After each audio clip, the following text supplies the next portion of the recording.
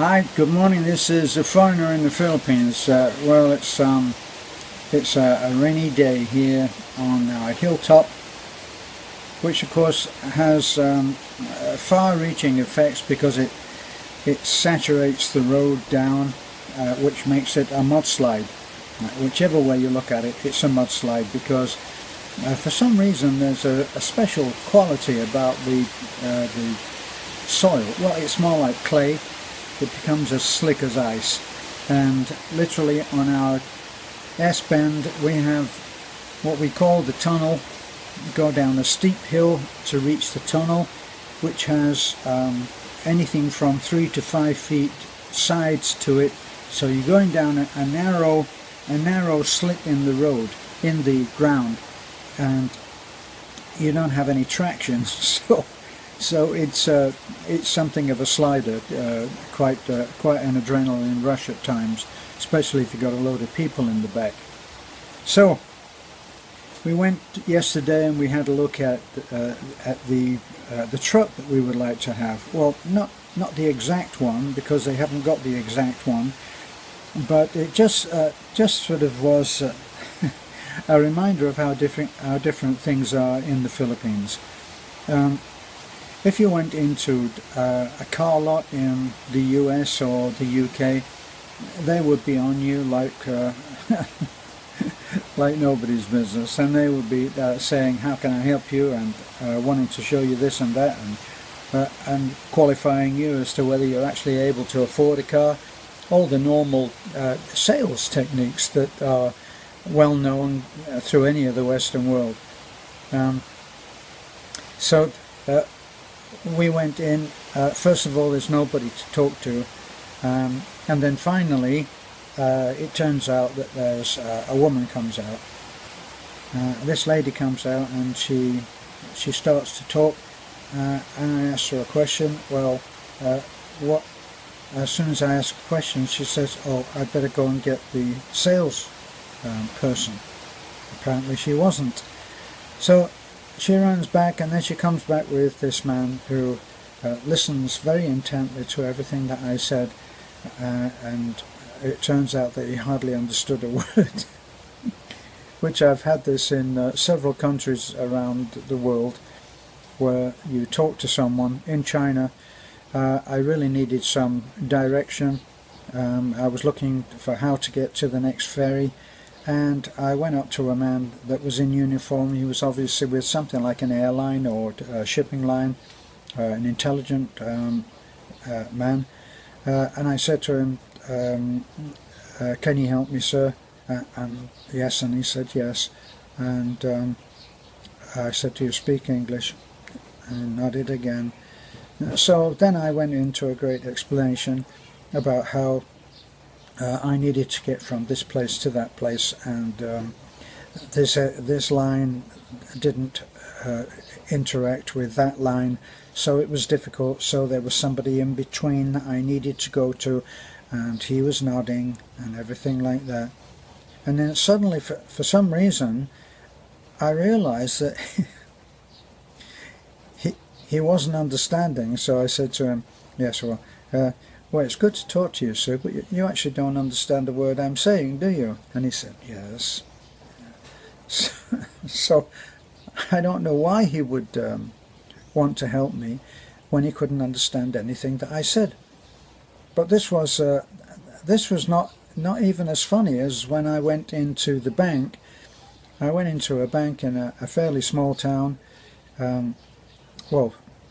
Chengdu is not a small town, actually. It's a pretty big town. Chengdu is more well known for the panda bear reservation that's there.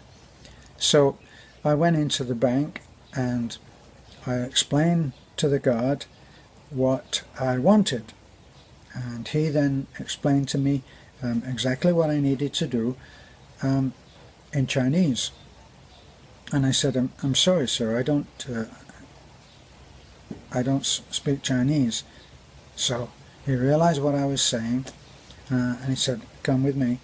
And then he took me over to a sign, a poster sign that was up there with all information, and it showed me exactly what I needed to do in Chinese. So yeah, things can get difficult with the language. Well, anyway, our salesman is there, and he hasn't really understood, but fortunately Beth is there to explain what we're really looking for. And then comes the way that they do business. Now, it's really strange when you come from an aggressive, well, notoriously aggressive salesman in cars. Let's face it, a second-hand car salesman is is quite low down on the social strata of most people's thinking. Well, he listened to what I said and what Beth translated, and we wanted to know what would happen if we wanted the particular kind of vehicle that we needed. So he said, just a minute. And then he disappeared into this other place. And Beth said, I think you're supposed to go with him. Well, I didn't, but I followed anyway. And it turns out that he's talking to the manager.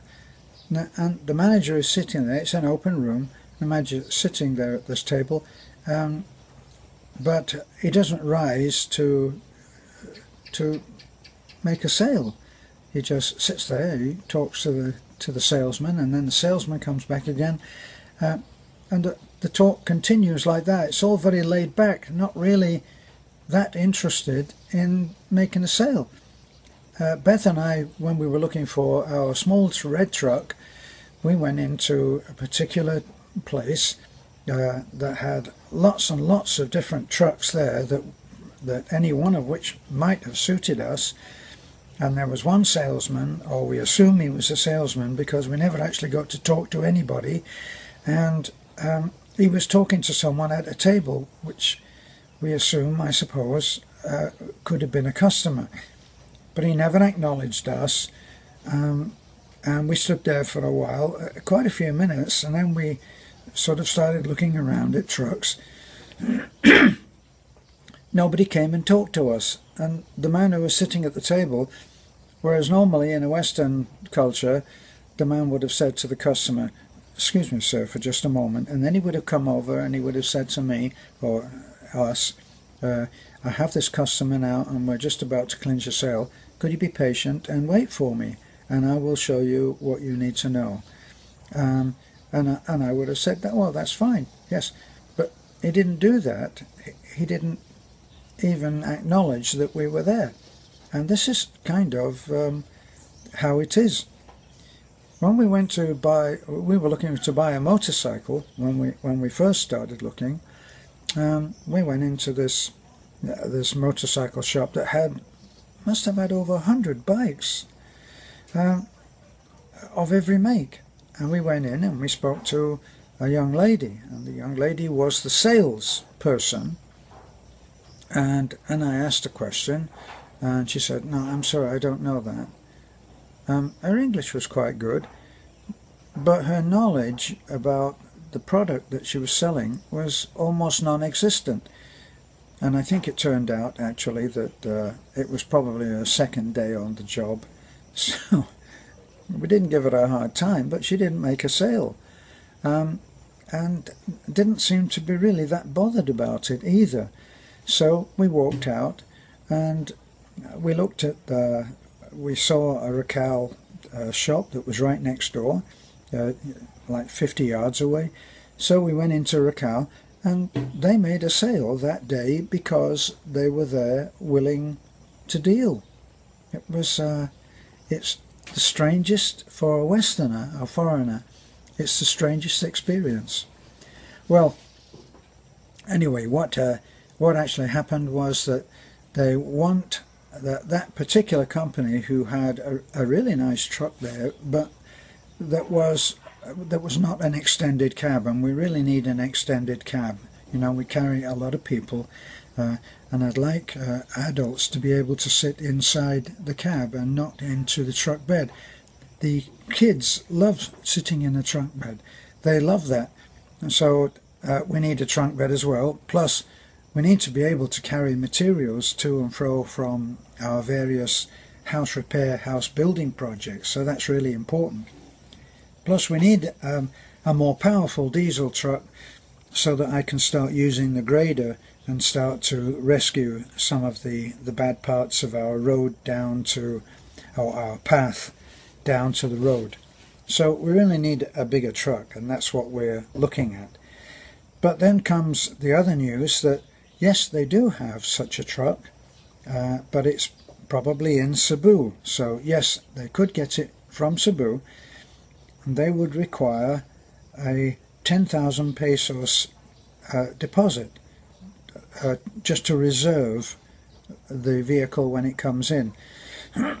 Well, every time we go to Talabon, I drive past this particular place, and I've never seen a truck move yet. They might change them around, but I never see any sales. So it's not like they have to have a reason to get the truck in, or maybe that was it. They need a reason to ask for the truck to be brought over specially, and so they want 10,000 pesos. But in a country where getting your money back for any reason at all, getting a refund, is a little bit like World War III, we're very hesitant to hand over 10,000 pesos, even if we were ready to buy, which we're not actually ready yet. So handing over 10,000 pesos and not having seen the truck that we're going to buy, and having had our experience with a little red truck, which we found out so many things didn't work, we were hesitant to do that. It would have taken a month apparently to get that truck over, so no thanks. So we got nowhere with looking at the truck situation. But there's a video on that, and you can see how some of what I've said played out. Well, this is a foreigner in the Philippines, just a short video showing some other little snippet from life in the Phils. Bye for now.